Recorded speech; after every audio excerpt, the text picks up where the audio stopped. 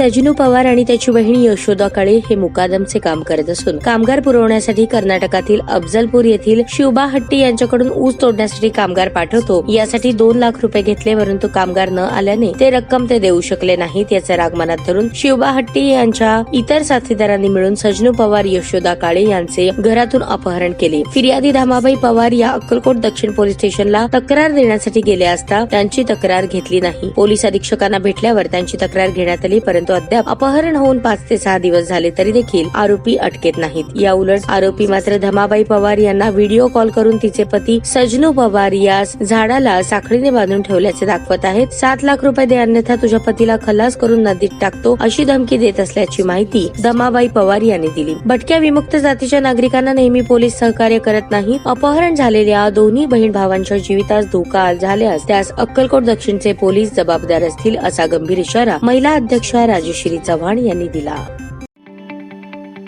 ताज्या बातम्या पाहण्यासाठी प्राईम महाराष्ट्र न्यूज चॅनलला सबस्क्राईब करा।